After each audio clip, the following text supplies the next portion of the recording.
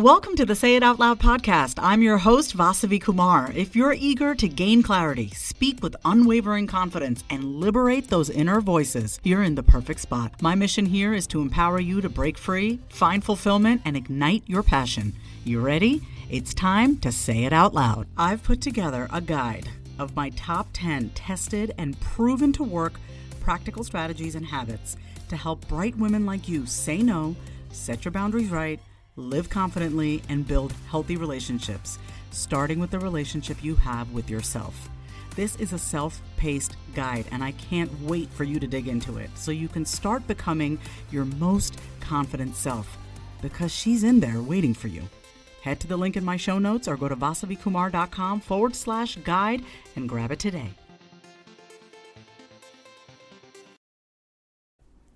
Hello, everyone. Welcome back to another episode of the Say It Out Loud podcast. It is me, your host, Vasavi Kumar.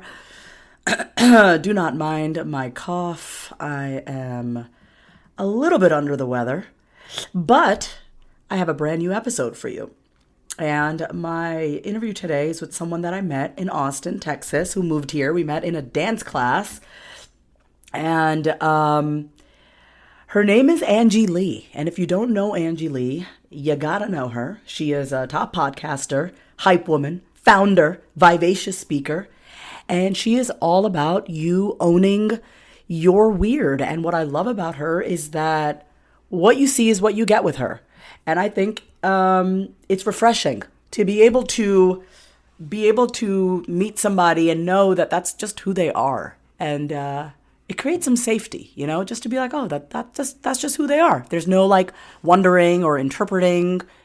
Is this really you? So I really think you're going to enjoy our conversation today. I also want to give you a heads up that early bird pricing for the Say It Out Loud program is open. Early bird pricing for the Say It Out Loud program. We will begin August 5th. Early bird pricing is now available. So it's $500 for the 12 weeks or 3 payments of $200. After early bird pricing is over, it'll go up to $750. So I'd love for you to get your booty inside the program. You can learn more about the program by heading to the show notes and sit back, relax. I hope you enjoy today's episode with me and Angie Lee.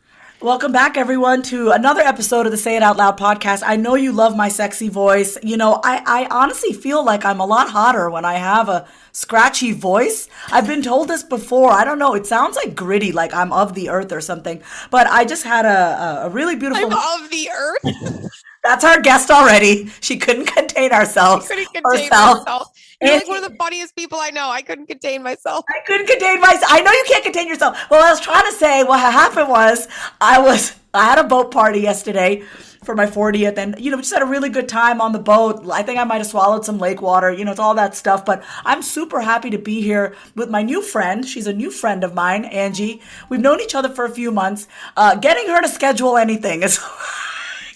You've met me in the craziest months of my life. Usually it's not, but like moving here and then we're like, it's always freaking something. And I've realized that I need to just like get my life in order. Well, I don't even know. Your life is great. And you know what I appreciate about you, Angie, is that you don't put that, I don't know this. I could just be assuming that I know this about you, but like, you're not someone who's like, oh, I'm so sorry, I don't have the time, or I'm sorry. Like, you are just who you are, and I appreciate that about you. Like, yeah, if it's going to take a month for us to schedule a hangout or a podcast, that's just the way it is. So, and what I always appreciate about someone is that they are who they say they are. They're unapologetic about it. They're not trying to explain themselves to me. I don't need anyone. And I really value that about you, and I know you're honest, which is why I wanted to have you on the Say It Out Loud podcast. So thanks for being here. Oh, I'm so stoked. Yeah. You know what my problem is? I'm a little social butterfly. I'm too social. So I'm actually trying to be in a season where I actually get some work done, because I never get work done then, because I'm just hanging out with people all the time here in Austin because everyone's here. So I feel like I felt very overwhelmed, and now I'm like kind of hermiting. And then I'm like, okay, I need to conserve some energy so I can like actually go be creative, because I'm trying to like get into all this new creative stuff, but then I'm just with people all the time. So I'm actually like, I need to learn to like have boundaries, but I don't have any. So I'm learning to have some. Well, Because I'll go to anything and everything. And then it's like, Angie, you didn't do shit this week because you've just been partying all week, you know? well, it's boundaries with ourselves. Like I have a teenager in me that could literally be 17. Like, it's like a summer of graduating high school, going into college. You want it to be everywhere. That's that's the vibe that I get that. It's funny. Even though my manuscript was due, I just submitted it June 1st. I socialized almost every single night of the week that my manuscript was due because balance. I needed to have that balance. So I appreciate you, socializing, doing the damn thing, still getting out there. Yeah. Wow. That's exciting about your manuscript. Woo! Yeah, say it out loud. That's the name of the book. I love that. And say it out loud. Yes. And for those of you listening, if you're not on the wait list, make sure you go to vasavikumar.com /wait list to get on the wait list for the book. I'll put it in the show notes. I want to get right into it with you, Angie. All right, so you ready? We're going to do some rapid fire. Ready as a lie. Let's go. Of course, yes, that is your motto. And I just want to say this to everyone listening. Everything's a fucking teachable moment on this podcast. Even with my format of these questions and what order I put these questions, I went through this process of like, is it right? Is it wrong? And I said, you know what? Just do it. Just put it out, see how it feels. So you're the second person now, Angie, that I've actually asked these set of questions to, and I'm still feeling it out and seeing, do I like this format? Do I like the order? And you're the perfect person to even being here because we're both creatives. And I know when we get into our creative mind, there's so much of that. Is this right? Is this wrong? And it's like, how do we even know if it's quote unquote right or wrong if we don't even try it? So thank you for being my guinea pig today. Let's go. Yeah, there is no right or wrong. There's just not putting it out there, which is the only failure. So yes, that is. Let's go. Okay, so first question, which you don't know any of these questions, so this is great. All right, what's something you've never been able to do well? Oh, wow. This is a 10-hour podcast or cooking. Wow. Not yet. Not details, strategy. I am so right-brained, it's ridiculous. I don't even think I have a left brain. So I don't know where it is. I think when I was born, it's just like chunked. Like it's not there. It's just like it's just a hole. And then this is my brain. So I'm similar to you, ultra creative, but then it's hard for me to bring that down tactically and say, okay, how do we actually do that? What does that actually look like? So I would say that's something I'm always working on. Yeah. Cooking, organization, acts of service. Here's my thing. Yeah. My love language is like gifts or verbal. Like if you come over, I'm going to like give you some gummies or some gifts. I'm going to send you a gift. I sent you a gift. Like that makes me so happy. I'm not very good at acts of service. Like I'm not going to mow your lawn, but I'll send you some gifts. Okay, listen, I'm never going to be that person if my friend has a baby to cook her food and bring it to her. Yeah, that's a big commitment. You could send her a gift maybe. Yes. I will buy you a massage. Yeah, that's better. That's better. You can always order food, Also about the cooking, I did go to cooking school. So if you ever need some help, I can help you. Shit, you're a comedian and a cook? I went to plant-based culinary school here. Wow. Yeah, I can help. Cool. I can help. I love cooking. Okay, next question. But I just want to let you know I got you covered. Wow, all right. That's cool. What's something you think everyone should try at least once? Don't be dirty. Why did my brain butt plugs? Go to something butt plugs appropriate? You were gonna say butt plugs, weren't you? You filthy animal. Butt sex, Okay. You know what? Butt sunning. I did it this morning. You just in your backyard, open it up, let the sun shine where it doesn't shine. Get those genitals some vitamin D. I think everyone needs to do that.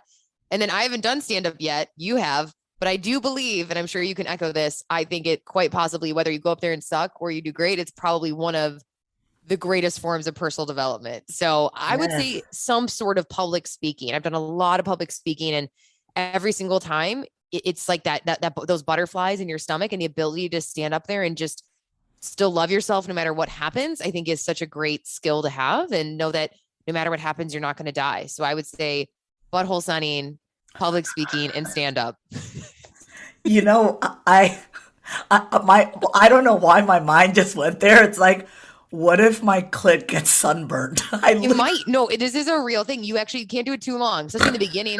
I mean, for me, girl, I'm pale. I'm like translucent. So for me to go out there, it would just turn into like a red lobstery little situation. So I got to go slow, like 2 minutes and then 3 minutes. You got to like let it. It's like if you have a pale part of your body, you can't just like blast the sun on it. So you got to maybe a little sunscreen. I don't know. I love that you do this. I remember you talked about this, and what I love about you, and I want everyone, if you are just meeting Angie for the first time, her podcast, The Angie Lee Show, follow her on Instagram at Angie Lee. What I love about you, Angie, is that you're in this industry of self-help, personal growth, the coaching industry, and what I love about you is that you're not like everybody else. That's honestly why I wanted to have you on, because you're not like everybody else. You're so different from everybody else, and you're like you make it a point to be you, and there's no part of you when I talk to you that I'm like, oh, she sounds like this person. It's like, no, you're you. Like, I don't ever like associate you with someone else. When you can like scroll through someone's Instagram or you can listen to them, you're like, oh, they kind of sound like a watered down version of this person. You're not a watered down version of anyone. You're just a first class version of yourself. That's so nice. That's like my biggest goal is to, I call it owning your weird, but at the end of the day, I feel like that is the gift that I want to help people with, whether it's through, inspiration, comedy, wellness. Like, I just want to be this vessel of like, just stop caring so much. And I think that ironically, I still do care, obviously, but it's exhausting to be inauthentic. And I found that out very quickly with a personal brand. So yeah, I like muted everyone in that similar space because I was like, what would I create? What do I think's funny? I'm not going to be this like stuffy, like go for your dreams, girl, like stuffy, boring personal development person who's just reading fucking Pinterest quotes all day. I'm crazy and wild. And that's why I want to step more into comedy, because I don't like the serious personal development space. So I'm figuring out how to either merge it or leave it, or I don't know. I'm in this interesting, weird space because so much of it's so cheesy to me that I'm like, if I read one more cheesy quote that's like, go girl, chase after your dreams. It's like, God, I must stick this pencil in my eyeball, So I think, I hope that's my wish is that I can bring just realness. Cause I'm like, I've met some of these people in real life. That's not what they're like. Like, just be who you are offline, online, like be that same person, Life is it's so much easier. It's actually easier to be the same person. That's been a goal of mine always, like for someone to meet me and be like, wow, you're literally the same person. It's like, yeah, I prefer to be at one with my, like, so I already have so many fucking voices in my head. I don't have time to manage all my personalities. I just want to be one person, Right. It's like, I'm not like, people are like, oh, how do you be authentic? I'm like, this is not like it's a 4-step process. I don't have a course to sell you on authenticity. I just grab the phone and I just talk as if I'm FaceTiming a friend. I just go, because what am I going to do? Be like, okay, be this type of person and then turn that off. And then it's too weird for the amount of my life that I'm sharing and content. I just don't have room or time. Like you said, you can't, it'd be too hard to micromanage. So it's like giving less craps, but also knowing that like people like that congruence. People like to feel like, oh, wow, you probably are like that in real life. People are smart now. Consumers are smart. They don't want to watch shit that they're like, that's not that girl's life. Like, that's very polished and fake. And she's doing it just to look cool. It's like, no one, that's so social media, like 2014, Like any relationship, consistency builds trust. I always think about, I'm not dating anyone right now, but listen, if you say you're going to text me at 6:30, text me at 6:30. Be consistent. Call me when it's just that consistency. Be consistent in who you are. Okay, great. This single man listening, call her at 6:30. Okay. Not 6:32. You better call her. No, you don't understand. 6:30. Or if you're going to call me at 6:32, let me know why it's been 2 minutes late. Okay, next question. This is not the let's find Vasavi a man. No, or it could actually it is. It is. Okay. All right, next question. Okay. Wow. Okay, this is going to be a good one. If you had to work on only one project for the next year, what would it be? Ooh, I could only work on one project? Yeah, I know. I'm sorry. Like business project, obviously, or life project? Like, is this gardening and shit and learning to cook? Or listen, you know what?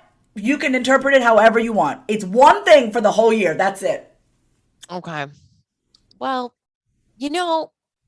I guess what I want to step into next, and you're gonna like this one, I think you're gonna approve, is the project that I want to step into is I feel like a lot of is creating comedic ads for brands. So a lot of brands, obviously DTC, direct to consumer brands, all the brands you see. I mean, huge ones, Nike, Lululemon, and then you've got like just smaller wellness brands and whatnot. A lot of them, if you scroll Instagram, you scroll social, the ads are so boring. And so really wanting to, I don't know, a big dream might be to start like a small agency where I have different writers and we can, different actors, right? Like friends that I know who can be in the videos, but creating funny comedic ads. So I'm focusing on that this year. I really want to see what that could look like to work with some brands and basically be Harmon Brothers, but way more affordable, because there's a lot of people who'd love to do that, but they don't have 100 grand, but they have like 20 grand, and I could make them a bunch of videos, So that's like the next idea that I have. Okay, so thanks for saying I approve. Hashtag Vasavi approved. It's a thing. I want to say this. Your ad for My Soul CBD, by the way, y'all, if you need CBD in your life and learn how to focus, and you have so many different purposes for CBD, make sure you check out My Soul CBD, which Angie co-founded with her brother. Your brother's name is Mike. It Matt? No, Mike, exactly. And they have a beautiful Matt, story. whatever. Matt, Mike, I'm so sorry. But either one works. They have a company that they co-founded. I've actually tried Angie My Soul CBD for focus. I used it last week when I was doing my manuscript. But Angie, I've seen your ad for My Soul. You're like, all right, let's get to work. And then like all, squirrels. And I watched this ad because obviously you do a very good job of advertising My Soul. And I was like, did she write this? It's so funny. It's so entertaining because it's so real. Like, all right, let's light a candle, sit down to work. And then all of a sudden, all the ADHD comes. Oh my God, I got to do this. Oh, I have this one sock missing somewhere and I got to fold it up. That's just how our brains work. And when you just said that you'd like to help people with comedic ads, I'm like, oh, that makes sense. I don't really think that's going to be my future with my brand. Cause I like podcasting, but for me, this is not, I like being on podcasts, but it's actually not my favorite medium to express my creativity. I like short form video. I'm going to get more into TikTok. I really like expressing and doing skits and stuff. So I'm like, there's so many brands who will pay for this, and they need, whether I'm the actor in it or I hire out actors and I'm just the writer and producer. Like, who knows? Maybe that will be my journey in the next few years. I mean, I don't know, but it's been really interesting to sit with this. And because I think there's just so many brands who need it, because most brands are like, dude, we're boring and nobody on their marketing team knows how to be funny. So, I want to highlight for everyone listening something about Angie here, which I think we all need to give ourselves permission to evolve. Okay, so you have your podcast, you've hosted live events, you've spoken at live events. Were you ever a coach? Like, did you ever help people? That's how it started in like 2015, 16. I was doing like wellness blog to then business marketing coaching. And then it kind of like went to just podcaster, influencer, speaker, live events. And now it's like comedy, wellness, influencer. It's like kind of just making all of these different little fucking pivots. But what I want to point to everyone is that life is not linear. And in fact, if you're in your business right now and you're kind of feeling like, oh, I'm feeling stuck or whatever, like that is a part of evolving, right? Part of evolving is to, when you find yourself being stuck, it's actually giving you information. Being stuck is not bad. It's not a bad or a good thing. It's just information like, what is blocking me? What actually is going on? It's like, oh, maybe it is time to pivot. Maybe it is. Maybe I have outgrown this way of doing business. So I just want to say thank you, Angie, for modeling that for everyone here. Aww, okay. Yeah. I mean, how boring would life be if we did one thing, Yeah. Boring as fuck. All right. Last rapid fire question. When you have 30 minutes of free time, how do you pass the time? Let's take a quick break. Having been in therapy since the age of 12, I know firsthand just how powerful the process of finding the right therapist is. Going to therapy and talking things out with my therapist has made me happier, clearer, and most importantly, I have a plan for my mental health. I have tools to be able to communicate with others, and also the tools to cope when life gets hard, which it does. So let me ask you a question. Is something interfering with your happiness or preventing you from achieving your goals? Regardless if you have a clinical mental health issue like depression or anxiety, or if you're just a human who lives in this world who is going through a hard time, therapy can give you tools to approach your life in a very different way. And that's why I'm excited to tell you about today's sponsor, BetterHelp. BetterHelp's mission is to make therapy more affordable and more accessible. And this is an important mission because finding a therapist can be really hard, especially when you're limited to the options in your area. BetterHelp is a platform that makes finding a therapist easier because it's online, it's remote, and by filling out a few questions, BetterHelp can match you to a professional therapist in as little as a few days.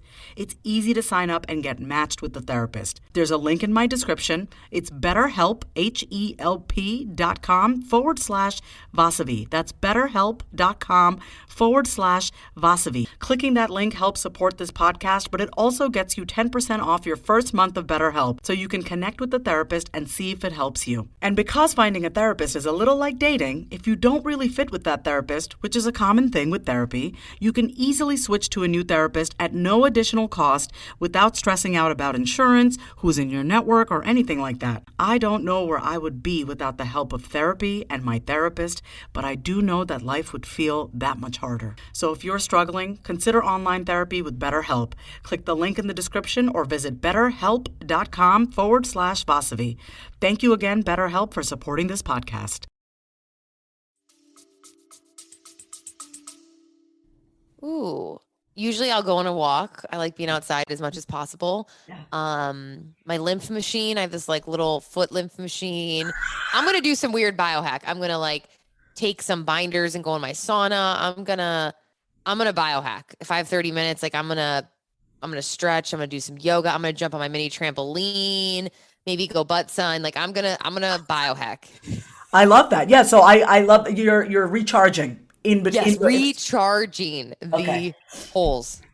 Oh, literally charging your ass. Okay, so with the energy of the sun. All right, so I want to now segue into the say it out loud portion. And what I really want everyone listening to hear is this, is that our ability to be able to be honest with others really starts with our ability to be honest and truthful with ourselves, which is why I want to ask these questions. Angie has no idea what I'm about to ask, but I trust that she's going to be as honest as possible because I don't have people on here that I don't feel are authentic. So here we go. Angie, when did you learn, and obviously this could have changed, but when did you learn that it was safer to lie than it was to say things out loud? Oh, that's interesting. And if you obviously don't have an answer, that's fine too, because, Yeah, what do you mean by that? That's a great question. I feel like, okay, thank you for asking for clarification. Like there are parts of ourselves that we're willing to show others, but there are some that we still keep hidden, right? And those parts of ourselves that we still keep hidden, when did you learn, if there are any parts of you that you don't show currently, why? Or did you learn at some point that, oh, maybe it was safer for me to keep this part hidden instead of showing other people? Like, is there still a part of you that maybe you don't share with other people out loud and say out loud? Oh, it's fascinating. At first, I was going to say, I'm grateful that I think good parenting changes the world, right? And I'm grateful that my mom was always a great, she allowed me to just be me and to self-express and just to be crazy and wild. And so I think a lot of people, when they ask me about authenticity and what's the secret, and it's like, dude, I don't have like a course for you or a 4-step program. If I was really fucking honest, I was raised there wasn't perfect shit. My parents had a horrible divorce. My dad is a whole nother episode for another day, and he's not my best friend, but you know, I would say my mom, at least, they did a good job of a safe space to just be whatever and just like be it, just accepted, like whatever you want to do or be, like, let's go, like just go be it. And so I've always always felt safe pivoting and being expressive and changing my mind and dropping out of college and being in debt. Like I just always have felt like at the end of the day, I could still call her and she'd be like, all right, Ange, it's fine. Like I know you're just going to figure it out. You always do. You know, there was never this pressure to be somebody or be a certain way. So I think that was really healthy for me. And I really hope to give that back to my kids one day. But, you know, in the online space, when I first started my brand, I was 19, I'm 32 now. So I've been sharing my life in a sense publicly for 12, 13 years. Of course, when I was from 19 to 24, I definitely felt like it was safer to be more polished and I couldn't show myself online unless I like had my hair perfect or was looking like a fucking news reporter with a stick up her butt, like trying to be like, you know, friggin', if I'm not Oprah and I'm not perfect, then I can't show up online. And so I think the first few years, I felt like that was safer until I realized it was just so exhausting to fake it. And I remember the day I just sent out an email with poop jokes and I just started like saying unfiltered shit and swearing and just being who I am.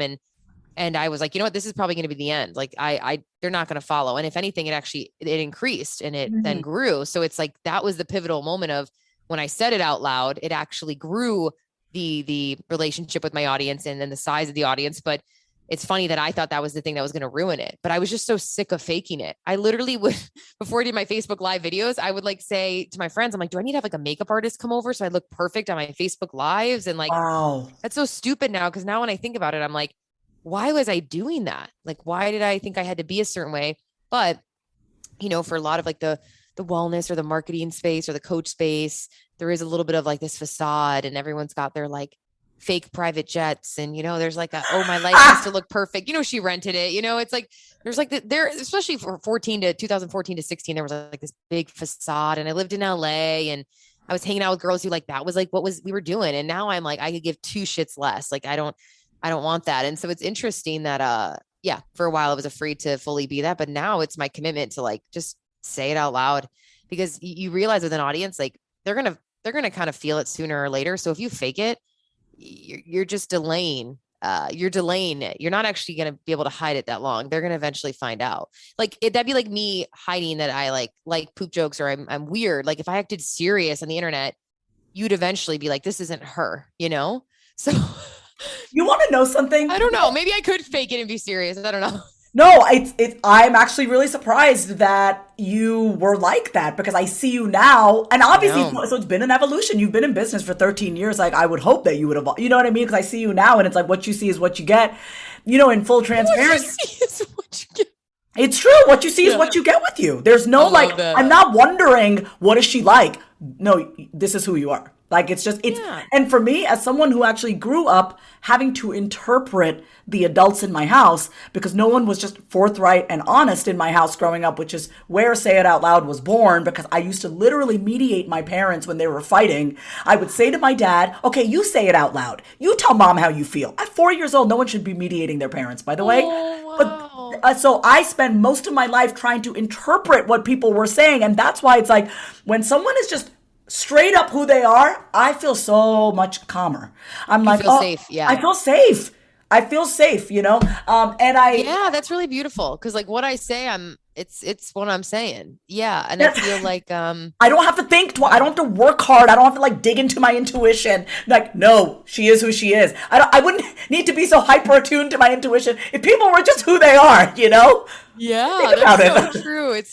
It's crazy. But you know, I was 19. I mean, gosh, when you're a woman and you're 19, I feel like I just now this year feel like I'm like really like, okay, I know like I'm in my body. I know who I am. Like, you know, I feel like you really start to just like come into yourself in your late 20s, early 30s. So I'm not surprised that at 22, I was self-conscious of people judging me about certain things on the internet. And now I realize they don't care. Like they're not looking at me and thinking that as much as I am. So it's like, who the F cares? But when you're in your early 20s, I mean, gosh, as a woman, you're so insecure, you know, you pick yourself apart. So I know it was very brave of you to share poop jokes to your email list. Is there something recently, and now you have your debut, is there something that you've been wanting to say out loud but haven't, and you'd like to say it here? Anything that's on your heart. Oh my gosh, let me think. Yeah, take your time. Wow, that's a really good question.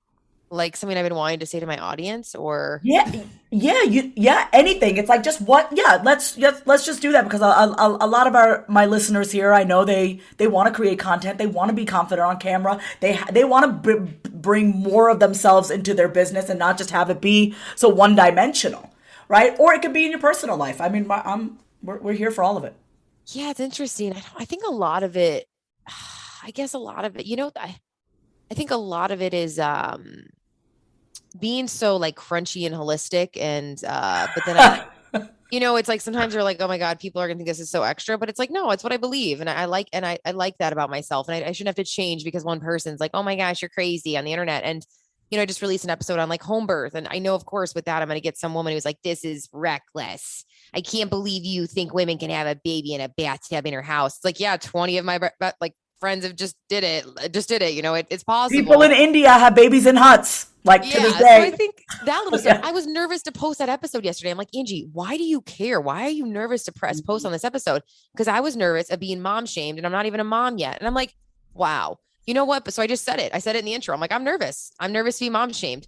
And it's like little stuff like that will still get to me, but I need to realize that I can't make everyone on the internet happy. And I believe that the best creators like share their beliefs in a way where it's like, even if you don't agree, that's cool. Like, that's fine. We can still hang out. You don't have to love everything about me to still get value out of my content, you know? So I think that's always going to be the biggest struggle for me is there's people who I follow who I don't love everything about them either, but I'm like, oh, that's that, but that's interesting. So I know if people are like, oh, she's, I'm obviously like, a lot of the shit that went down the last few years, I'm not in favor of a lot of it. Mm-hmm. And I'm super passionate about medical freedom and these things that like, if people on the internet really knew, but I don't share that part of my life because it's like, I'm here to be a respite. I'm here to create comedy. I don't want to be the news. People can go watch it if they want. I don't want to be that. So I stay away from all that.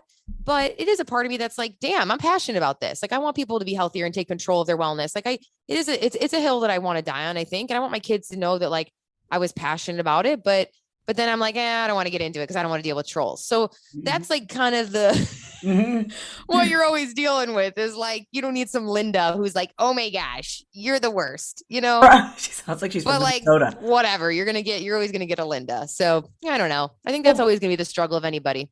But what I love is that you still shared it anyway. And I think that's what I want everyone listening is like, it's, you can be like, oh, fuck, do I got to deal with the aftermath? You're going to probably deal with some aftermath, who knows, from Linda, but you still shared the episode.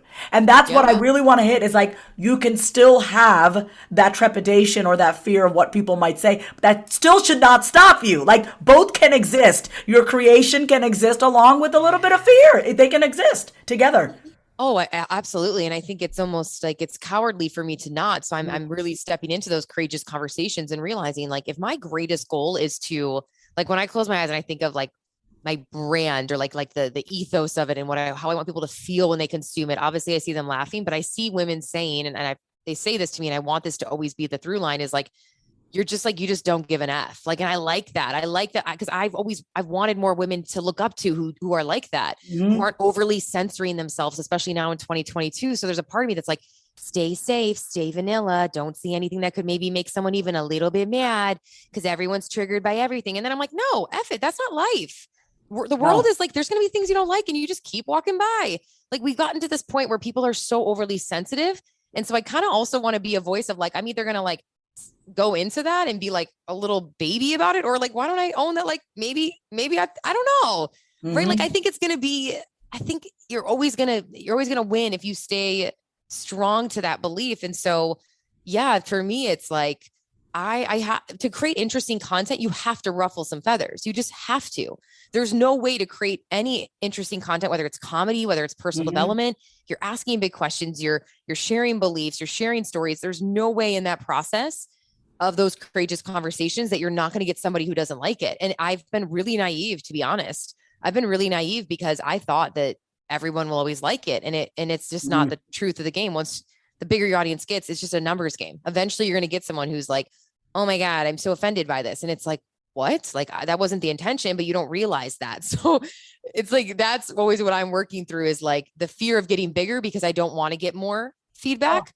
Yeah. So I kind of am like nervous to get bigger because I don't want to get shit on the internet. But then I also realize like, I don't know, for every one Linda, there's like 50 other women who are like, dude, I like that you 50 Vasavis, 50 Vasavis. Yeah, we're like, share that. That's cool. That's cool. Or like a woman who's like, hey, maybe I don't believe in that, like home birth or whatever the heck it is, but like, that's really cool that you still shared it because I can still respect that you are honest in your you. So I think that's my desire is like, even if someone doesn't love every single thing, maybe they could still be cool enough to be like, oh, I like that you're you though.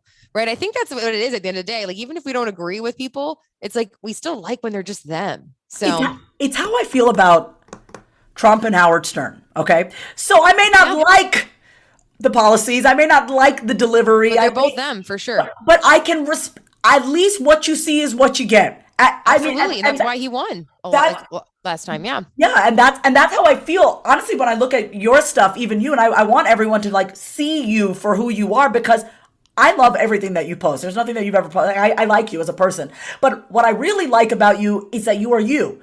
And I also want to say this because I think the fear that you shared is something that I'm also scared of, Angie, and I'm working through it in both money and love and visibility.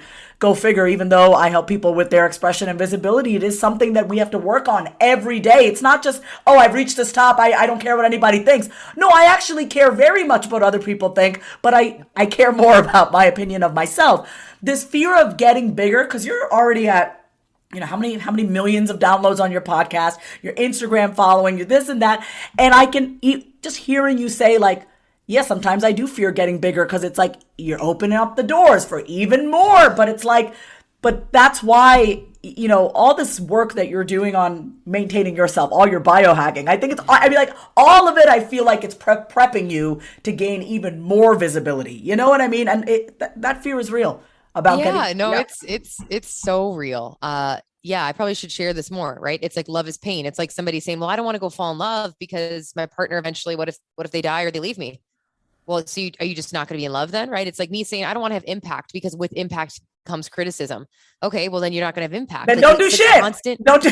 It's the constant struggle of a human. I'm like, I'd rather just hermit in my house and do nothing. So then nobody can hurt me and no one can leave me a mean comment. But then I'm like, but wait, you have this passion you want to share with women and you want to help them. So isn't that mean to do to the people who you could be helping? Like it's this constant mind F of like shit. And then stepping into comedy, comedy's truth plus pain. So there's going to be a few videos that I know there was a group of people took the wrong way and that was not the intention at all. And it really hurt because it was my first time as a comedian or attempting to be that it came out wrong. And it was one of the most painful experiences. And it was some of my friends were like, dude, that's just part of the game. Like 1,000 women loved it. 30 didn't. Dude, like it's truth plus pain. And the reason they probably didn't like it is because there was some truth in it. Like, it's just comedy. You're going to piss some people off, but it's like, I think the internet's a little different because a comedy show, you pay the ticket, you're in the room, you know what you're about to get, but on Instagram, they're just scrolling and maybe they didn't know yet. So they're like, so I don't know. That's where it gets a little bit more difficult digitally. But again, it's all about like, I need to just know that at the end of the day, I don't know. I have the confidence, I guess, to know my intentions and know my heart. And I don't know how stand-ups do it. It's like the most vulnerable thing ever. You're going to get somebody who's pissed off, but it's cool. Side note, you're going to like this is the other day I went to stand up here in Austin. I went to go watch and I loved that this guy at the end, like he said a few things that were just like, yeah, they're super out there and they were pretty intense, but he was like, guys, it was like dead silent. He's like, guys, you can laugh. It's okay. Like we're in a comedy club, like lighten up, and it was just really cool how he like slowly was breaking the ice and allowing them to be like this. We're laughing at this together. Like we're in this. And so I think that's the part that like we all need more of again. The fact that he has to, basically like people are afraid to laugh at stuff. And I wrote an email to my email list today. It's like, I feel like everyone is struggling with like bad girl or bad boy syndrome. Like we're all in school, we're getting graded, we're going to be a bad girl if we say this. And so in our personal life, we don't express our boundaries.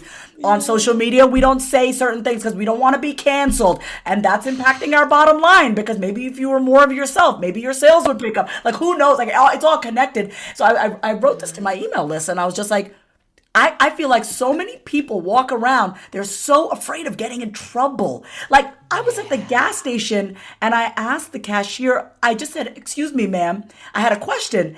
And she just looked so nervous. And I was like, no, you're okay. Like people are just so afraid of fucking up, and I just want to say we're not in school. We're not going to be sent to the principal's office.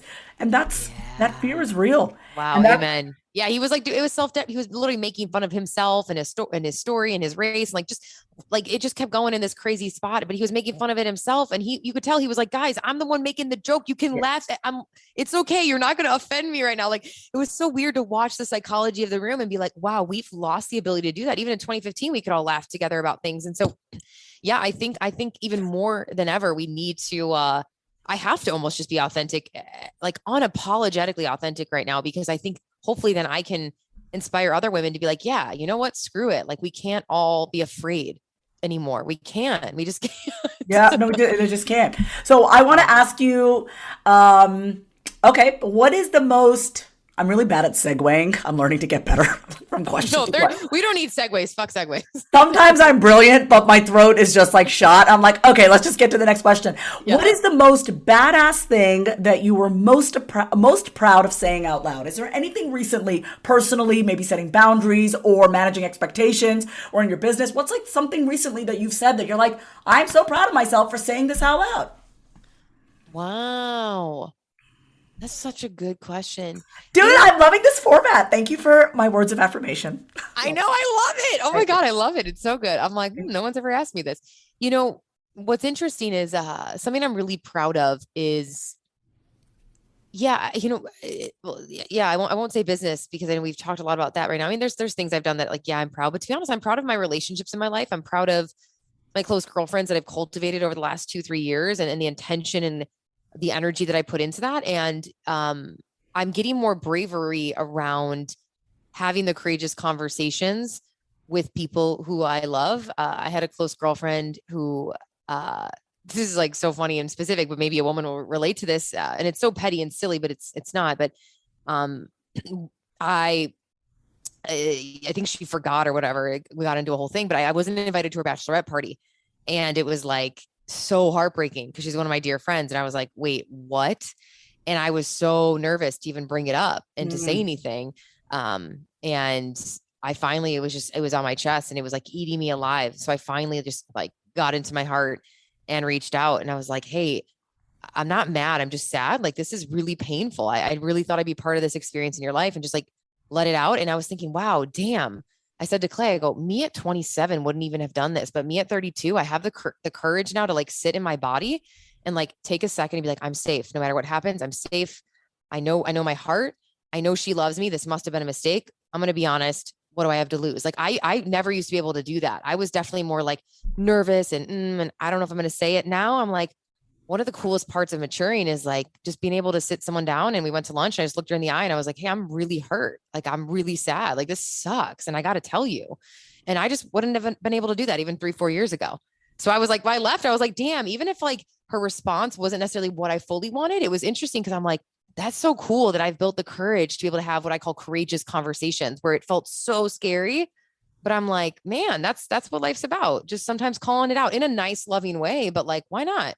I've never been that girl. I'm not like I will not like bring things up. What do they call that?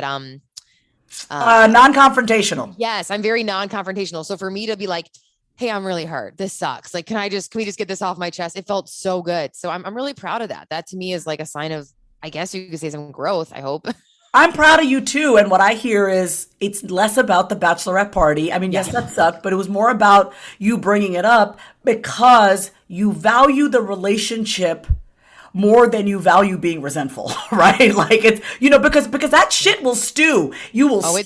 Stewed. And I want to share this. Actually, this morning, I had a conversation with a girlfriend who, a lifestyle choice of mine that, it's been I'm not ready to share it like on podcasts or whatever, a lifestyle choice of mine that I made. And she saw that yesterday. And instead of coming to me to talk to me about it, she went to a friend to talk about it. On the boat. When we were all on a boat yesterday, like right in front of my face, you're talking about me to somebody else because you're worried about something about me. So I talked to her today. She's a good friend of mine. I've been with her for maybe 3 years now. And I said to her, hey, I just want to let you know because I feel myself starting to get resentful and I care about you. If you have a question for me, if you're concerned about me, it makes more sense for you to come directly to me than to go to a friend of mine that you just met. Well, what can she tell you about me? Come to me. And she was great. My friend was awesome. She owned it. She took responsibility for it. It was a great conversation. And even though this is the Say It Out Loud podcast, people often look at me and they think like, oh, I have no problem. No, I'm a Taurus. I'm actually I like stability. I do not like arguments. I grew up in a very argumentative household. And if I'm friends with you, my worst fear is that the friendship is going to end. So I don't like to bring confrontation to the table. So I know how much courage that took for you to sit down in front of someone and actually say that to them. Like that takes a lot of courage I was like, shit, I don't know if this is from doing like a little bit of plant medicine or microdosing. Cause it was right after I was microdosing mushrooms. I did like a 90-day Yeah. thing where I'm like, is that what it is? It like turns you into like, they say like nothing's left in you but truth. And like, it was weird. I just like sat down and just came out. And I was watching myself. I'm like, who's that person? Yeah. That's not me. Usually I would just brush it off and forever always have this feeling in my heart of like, frick man, why didn't she invite me? This is weird. Is awkward. But instead I just owned it. And it's so cool. Cause the other day she voiced me and it was like the most beautiful voice note. It was just like, Ange, like, thank you so much. Like you taught me so much like that day. And I've learned like, wow, I really need to be more just inclusive with my girlfriends. Like I didn't even think that you wanted to go. And it was like this whole thing that like ended up being this really cool moment for us that I was like, wow, I'm glad I brought it up. Cause I always say doing the right thing will always be the right thing. Like you'll always pay off in some way, you know? And it did. Now months later, she's like, damn, I thought about that. And like, it really was good. But yeah, I'm proud of that, man. It's hard. That's one of the hardest parts of adulting is relationships. Well, I mean, speaking of relationships, I was going to ask you this. Are you completely honest with Clay about everything in your relationship? Like, is that one area of your life, like within your romantic partnership, can you be completely honest about everything? Oh, yeah. I mean, he sees all of it unfiltered and the crazy, the bad, the good. Yeah. Oh, yeah. I tell him we've gone through the butthole. Oh yeah. Even this week, like we've just had some crazy conversations of just so much. And I just say it because I feel like sugarcoating, especially to a guy, guys I love you, men, but they're a little more simple minded. Like, just tell me what you're trying to say. Just like, they're very like one thing at a time, they don't need to like be sugarcoated. So I'll just say like, hey, this is how I'm feeling. This is what I'm pissed about. And I think he respects that honesty and it makes it easier for him to know what to do, I love that. Yeah. Okay. So I wanted to just see like, is this, so it's specifically with friendships. I get that too, because I don't know if you had any drama in high school growing up. I mean, it's like school was always very hard for me. I was never part of the cool girls club. I was one of only, I grew up in an all white town. I was made fun of all the time. And the friendships, when I became friends with someone, I just wanted so desperately for them to not leave me because I didn't have friends growing up. So then I always held back on how I felt. So I'd harbor that resentment, make up a story about them, and eventually blow up the friendship. That's how it's always gone. I just don't want to do that anymore. So all my friendships, and we have a lot of mutual people that we know, like Nita is one of my closest friends. I don't have issues with her, but if we did, we could talk. We could just, that's my commitment. I care more about our relationship than resentment because I will make up some fucking stories. I'm good at making up stories about you don't like me, you're like this, I suck, I did something like I won biggest storyteller in high school, y'all. I wanted to win best hair, but I won biggest storyteller. And that's our ability as humans to make up stories. So I applaud you for having that courageous conversation. Yeah. It's like the story in my head is this. What's the story in your head? They say that's how you should start the conversation. Mm-hmm. And so even with her, I was like, hey, I didn't put it on her right away. I was like, hey, the story in my head is that you hate me or like I'm suck. And like I literally said to her, the 8-year-old girl in me needs to hear your side because she's like really hurt. The 8-year-old girl who at school isn't included at the cool girls table. So I'm embarrassed to even say that, but like, that's what's going on. I can tell this is like an inner child shit. And she's like, oh my God. Okay. Like, let's talk about it. So I don't know. I'm like, I would want one of my girlfriends to be like, yo, dude, my inner 8-year-old is really sad. Like, tell me what's going on. And I feel like that sometimes it's just healing to hear, and even with Mike, my brother, we own Soul together. There's times where he's really good at this, especially as a man, he's really good at just saying, hey, I'm building some resentment right now because you haven't worked as much with Soul or you haven't done this. There was one time where he's like, we need to talk about just equity and we need to talk about stuff. And he did it in such a nice, calm, kind way. And I had to just like swallow my pride and say, yeah, you're right. Like I haven't been showing up and, I'm sorry about that. He's actually been one of my biggest teachers for awesome, courageous conversations. He's so good at it. And he can is he single? Sorry. What do you say? He's actually not right now, but he's just really good at it. He's just good at being like, hey, I'm hurt. Like I'm hurt. You haven't been showing up. Like, and I don't want to, this isn't like me yelling. I'm not yelling or anything but I'm hurt. And what can we do to fix this? And it's like, wow. And so I've had to learn like me at 24 to be like, no, shut up. Mm-hmm. But now I'm like, yeah, you're right. Like I haven't. And so I think that's part of maturing too, is knowing how to take it when someone's giving it to you too. Like, you know what? I'm sorry. Mm-hmm. You're right. Because we all need to learn how to also say, I'm sorry. So yeah. The ability to put aside that pride, be honest, like really say, what can I own? Right. And not like, oh, I didn't do anything. No, bro, it takes two people There's two. I mean, that's a hallmark of a great friendship. If both sides are, if you're willing to look, like one person has to be honest, the other person has to be willing to acknowledge. And I think also the one distinction that I want to make, and I know I'm veering off, but intention versus impact. Like, I cannot stand when people tell me that was not my intention. I go, listen, I know you're not the devil. I know you didn't have bad intentions, but the impact of it still hurts, right? Like, there's like, people still need to be willing to acknowledge the impact of their actions, right? And that doesn't mean that you're a bad person or anything, but it's like, of course, we don't mean to hurt somebody else, but sometimes we don't even realize it, and our actions do impact other people. So just being willing to clean that up and acknowledging it. Yeah, all right. I love that. Okay, what do you say out loud to yourself when you look in the mirror? I don't think I say anything. That's so funny. Okay. I feel like I should say shit. Yeah. Oh, wow. I don't really talk to I don't talk to myself in the mirror. Okay, well, maybe you might. Maybe you look in the mirror. I talk to myself like on walks and stuff and while I'm working out. Like, I've realized I've been really mean to myself lately. So I was like, even today, I was like, on my walk, I'm like, Angie, you should be nicer to yourself. I was just like, you suck. Like, I was like getting into like one of those weeks where you're like, it's my period or something, where you're just like, a bitch sucks, to yourself. You suck. Yeah. Like, this is never going to work. I'm like, what the frick? Who is that? So then I've been working on that lately, but I usually do it when I'm in motion, like when I'm on a walk or I'm on the treadmill or I'm in a workout class, like listening to the music. I'm like, yeah, it's going to be great. Yeah, it's going to be great. Well, I encourage everyone, and also everyone in my book coming out, pre-orders will begin in August, by the way.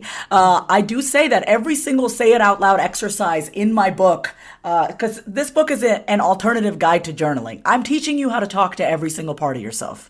Every single chapter in the book is dedicated to a different part of yourself. And I advise you to do all the exercises in front of the mirror, because I think there's something very powerful, and I learned this from my father, being able to look at yourself in the mirror and really admiring and respecting your reflection no matter what you're going through. Like when you're having your period, when you're feeling bloated, when you're worried about this, if you can still stand in front of the mirror and look back at yourself and have that pep talk, whatever you're saying, out loud to yourself and looking at yourself in the mirror, there's something game changer. There's a game changer. So Angie, I'd love for you to, if you're willing, just test it out. Stand in front of the mirror and just be like, hey, Angie, how are you doing? How are you feeling? And then talk back to yourself. Just try that shit out, because there is a personal story to this, and I share this often on the podcast. In my addiction to cocaine, I would not look at myself in the mirror because I felt so dirty and gross. Like I was in massive self-loathing. I would poop in the dark. I would shower in the dark, especially when I'm fucked up. I definitely wasn't looking in the mirror because my eyes were bugging out. But when I got sober, one of the first things that I started doing was looking at myself in the mirror to gauge my relationship status with myself. That's how I could tell whether my relationship with myself was getting stronger, is how long could I stand in front of the mirror and look at myself and until those voices, oh, you're so ugly. Oh God, look at your mustache. Oh God, look at those dimples. Look at your belly roll. And then I could start to pay attention to the mean voices. And then it's a lot harder to be mean to yourself when you're looking at yourself in the mirror. That's why I tell everyone, and that'll tell you a lot where you're at with your relationship with yourself. That's why mirror work is very powerful. I'm going to do it today. I'm going to do it. Oh my God, I love that about you. I love that you're going to, just tell me how it goes. I'm going to do it. Yeah. No, and I say this, personal growth and self-development is easy when you're looking fly as fuck. You have your hair and makeup done. You have your little backdrop. Try being nice to yourself when you feel like shit. That's when the real work begins. Yeah. Right? Of course we look good. I mean, we got followers. We have this. Oh my God, look at how amazing we are. But like, when you feel like shit about yourself, can you still love yourself? That's, isn't that growth? Yeah. So thank you for being willing to try it out. Yeah. Last question is, what is something that you want to encourage our audience to say more of out loud? I'm going to say, the first thing that came to mind is say the weird thing that you're thinking. We had a dinner last night. The friend was over and he goes, I got to ask you about your brain. How is it doing this? Like it went from like somebody was telling a story. Then all of a sudden I'm like making a skit and about the cookies. And like, it just was a whole thing, within like 2 seconds. And he's like, I've never seen, how are you doing this? I actually want to know, what is the thought pattern that's going from I love idea, that. concept to punchline? Like, how are you doing it so quickly? And I said, well, I don't know. I think I just see life as a skit, and then my brain like tied this to this, and then that was the pun, and like I don't know. I did a callback there. Like I don't know. I'm just kind of like Brilliant. doing it, and Yeah. it was interesting because I said, but I think what I'm doing is I'm saying the awkward thing out loud that maybe a few other people at the table were thinking. And he's like, oh yeah. And so I do think for people who are like, people will probably DM me like, how do I be funny? And I don't think it's something you can really teach, kind of ish. But I do think that a lot of times we do all have a little bit more of a comedian in us. And I think that playful nature, even if you don't want to be a comedian, just for fun, just around your friends or your family or your kids, I think say the weird thing that you're thinking, because that's actually what makes something funny. A lot of times it's just like, what the fuck is that? Or like, what do you, oh shoot, I feel like this, or I don't know. Like, I just say it out loud. Yeah. And like that, literally I say it out loud. Yeah. And I think that's what's always been like, people are like in shock for a second, but then they're like, oh yeah, we all kind of were thinking that, like, thanks for saying it, you know? So it's like, I don't know. I've always been that kid. Like at 15 years old, it's like, we're at the park and I go up to like some adult with my mom and I'm like, oh, it's hot as butt crack out, you know? Like, I don't know. I was just always that person. And so now it's like, especially once you get older, you just don't care anymore. So I almost say like, channel your inner baby, like your inner grandma, your inner, like your 90-year-old grandma who doesn't give two shits and she's just like going to say it. I think you should just say it. Because like, why do we wait till our 90s? Just say it. Say the awkward thing. Say the weird thing. Your brain is absolutely brilliant. I first of all, whoever asked you that question is so. Do you know Justin Rezvani? I've heard of him. You guys I don't would get along well. Yeah, he's very funny. But yeah, he was like asking me that. And I was like, what a weird question. He's like, what is it doing? I'm like, I don't know. But what a great question, because it actually helps you to kind of really slow down and because our minds work so quick, like the connections that I can make. And I was just going to say this. Okay, my brain just went in a different direction. You're an amazing conversationalist. Like there is not a dull moment with you at all. Wait, really? Are you kidding me? It's so nice. No one's ever told me that. No, it's true. Like what a great conversationalist. Like I'm always thinking, listen, I'm going to share with everyone my biggest limiting belief that I had to work through in writing the manuscript. As I'm writing this, because I was diagnosed with bipolar disorder when I was 20, I was basically told my mind is broken. So I taught myself how to think. I taught myself how to talk to the voices in my head. All the racing thoughts in my head where it just became characters, right? I had so many thoughts. Like that's the hallmark of mania, is just all these thoughts. So instead of being controlled by them, I learned how to talk to them.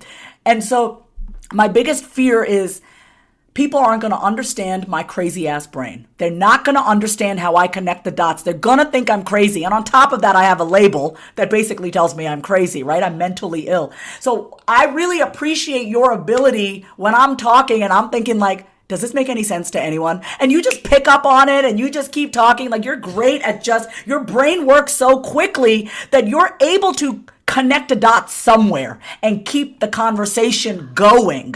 And it's still rich. It's not like, I've talked to some people on the show and they're like, yeah, that's great. Like, no, you actually have something to say in response to what I'm saying, not just a canned response of like, yeah, what the fuck? Like, what is I don't that? know. Maybe we're both crazy. You're easy to talk to because you also talk really fast and you can tell you're filtering through few different concepts and then you're like coming to a callback. Like that's what comedy is, right? Like callback. So it's like, I don't know. I think I've just always been that way. So like my friends that I like understand the most, like we literally cover 18 different topics in like 30 minutes. But it makes sense. And we're like, okay, we got through it. Like, yeah. I don't know. I can solve the world's problems, figure out like where to get an outfit, a new restaurant that I need to try. Yeah. Maybe a little bit of gossip. We try not to do that too much, but just whatever. Talk about business stuff, like all in one. I mean, it's beautiful. Mm-hmm. If you can't keep up, I don't know what to tell you. But okay. Is there anything left that you have not said out loud that you'd like to say? What is left? There's so much more. Where that came from. Yeah. I'm laughing because when I was little, my brother Mark, Matt, whatever his name is. He used to tell me, he used to say, I'll pay you in the backseat of the car. I was like 5. He was like 7. He used to say, I'll pay you $1 for every minute that you don't talk because you talk so much. And my mom would just be driving the minivan, like cracking up. And I turned around and I said, I'd rather talk than take your money. And it's funny because now it's like my job to like be a podcast host. So it's weird when I was just thinking like, oh no, that's good. But then I was like, Mike would be proud. I love that you go ahead. He'd be like, Angie, shut up. Wait, no, but for real, do you have anything left unsaid? I feel like that was really juicy. I think the biggest thing is, this saying that I've been using a lot is owning your weird. And it doesn't necessarily, your version of weird doesn't have to look like you or me. Like it can look like however they want it to look. And to me, the word weird just means different and odd and unconventional and unboxable. And I think with social, the irony, this is super meta, but I've lately been thinking like we're literally in boxes and then you're supposed to post the boxes and you're supposed to say who you are in a little box. It's like, wow, making us feel very boxed in and like we're all unboxable. So I want to like really encourage people. I'm almost in a season where I'm like, F the niche, like just being so self-expressed and being who we are, I think is going to be the new wave of social, not because I want you to get, make the algorithm happy, but because I think it's genuinely going to be the only sustainable way to keep sharing who we are. And I'm calling it own your weird. And it's like being unapologetic. And I just think that that's going to be really healing and refreshing for a lot of us, especially on social. So own your weird and don't be a Karen. Don't be a Karen. Well, don't be. And if you want to cancel me after this episode, it's fine. It's fine. I'm very lucky. I don't have a cancel-y audience. I think they know by now what they're going to see with me, like the guests that I bring on, who I am. I mean, I have an episode from a few months ago where, I don't know if you know Monica Zans, Monica and Jan. Who is that? Monica. Oh my gosh. Monica. Well, Samson and Nicole are two of my best friends. But maybe. Yeah. Does she live here in Austin? Yeah. With her husband? The blonde haired woman? Yes. Like short, cute. She's like in her 50s? Yes. Yeah, Monica. So Monica's really close to them. And I know she's helped them out a lot. So yeah, but is she out there? No, what I'm saying is my audience will not cancel you because I don't think so. And if they do that, I don't know what to say. Guys, don't do that. What I was going to say is a few months ago, I posted a podcast episode. Monica came over and watched me take off. I had just met Monica at Nita's house. Monica came over and watched me take off my clothes in the mirror. So the name of that episode is called Naked. I had never had, well, it's been a while since I've been laid. But besides that, I really was working on reconnecting and having a better relationship with my body. And we met. I had just met her and I said, I had this thought the other day. I was standing in front of the mirror and I said, I need to be witnessed by a woman taking my clothes off. Because I have so much body shame, and I don't want to blame my mother. I mean, but I did grow up in a pretty conservative, traditional Indian household where our bodies are not something that we celebrate. Our bodies are something that we cover up because they're considered dangerous. Men will look at you. Oh, it's your fault that the man's looking at you. So I learned that my body was dangerous, or it's a weapon, and it will destroy. So I thought it would be powerful for me to have someone that I don't really know witness me to take my clothes off naked in front of the mirror, and she just happened to be the person. So I did a whole episode on that. And what's powerful about that episode, everyone, and I'll share it in the show notes, it's great, is that you can actually hear me talk so unkindly to my body.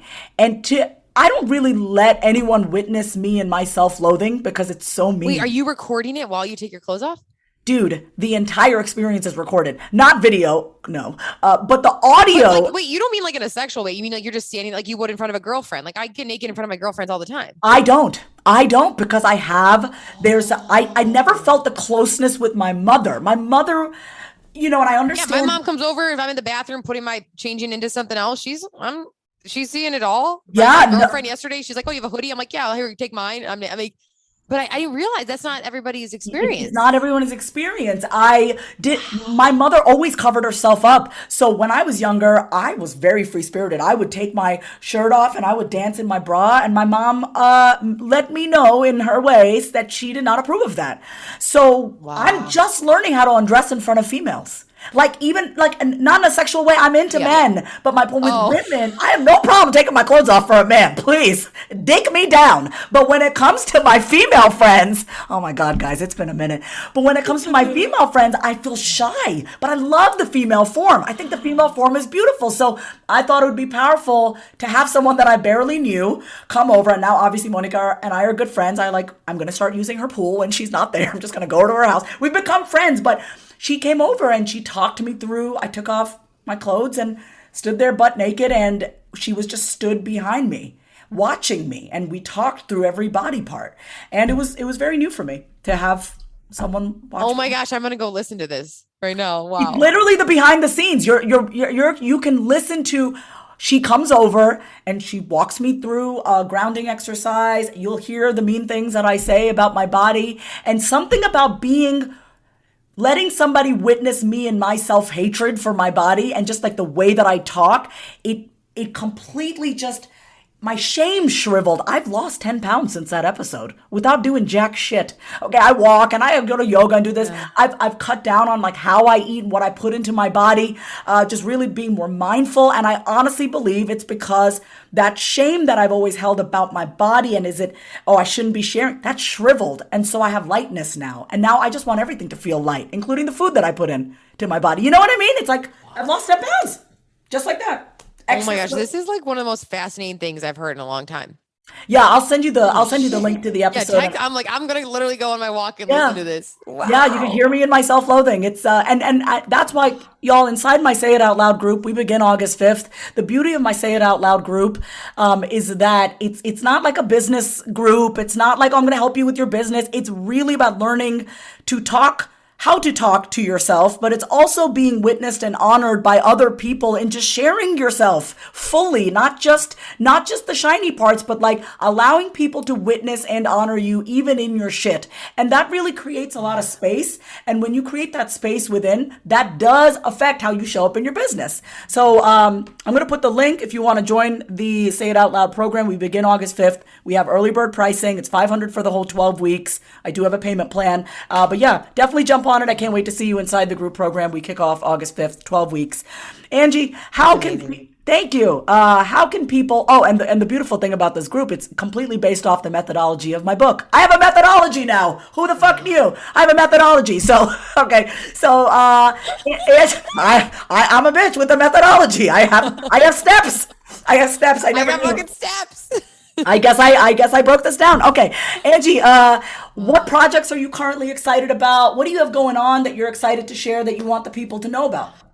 Yeah, we're just adding more fun products to Soul soon. I'm really excited about that.